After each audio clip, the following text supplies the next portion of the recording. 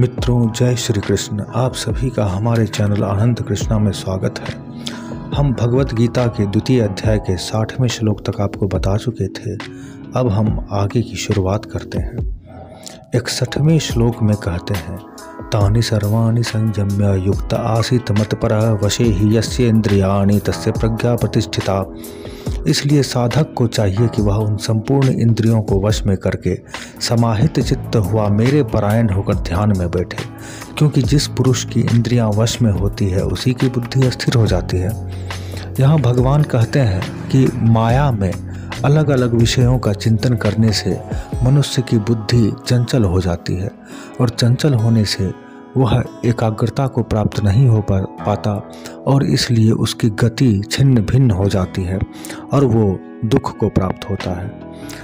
तो क्या करें लोग कि भगवान में चिंतन करके और अपनी सभी इंद्रियों को उनकी तरफ मोड़ दें, यानी हाथ जो है भगवान का भजन करे, आँख भगवान के दृश्य को देखे, कान भगवान की कथा श्रवण करे इत्यादि। इस रूप से क्या होता है तो मनुष्य की बुद्धि स्थिर हो जाती है।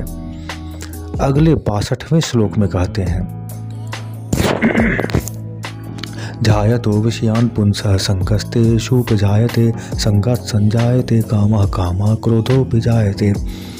कहते हैं कि विषयों का चिंतन करने वाले पुरुष की उन विषयों में आसक्ति हो जाती है, आसक्ति से उन विषयों की कामना उत्पन्न होती है और कामना में विघ्न पड़ने से क्रोध उत्पन्न होता है।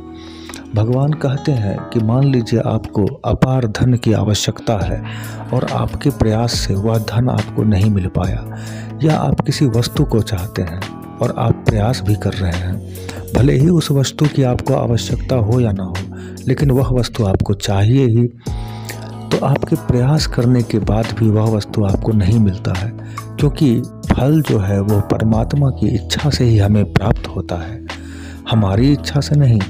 और हम लाख प्रयत्न करके भी अपनी इच्छा को जब पूरी नहीं कर पाते, हमारी इसी वासना की अपूर्णता से हमारे अंदर क्रोध उत्पन्न होता है और हमारी बुद्धि चंचल हो जाती है और हम अपनी स्थिति से च्युत हो जाते हैं, यानी अलग हो जाते हैं। इसलिए कहा जाता है कि परमात्मा में सभी इंद्रियों को समाहित कर देने से हमारी बुद्धि भी स्थिर हो जाती है और हम अंतकाल में परमात्मा को प्राप्त हो जाते हैं। तो आज 2 श्लोक की ही व्याख्या हम कर रहे हैं। अगले वीडियो में अगले श्लोक से फिर हम प्रस्तुत होंगे। तब तक के लिए सादर नमस्कार। जय श्री कृष्ण। राधे राधे।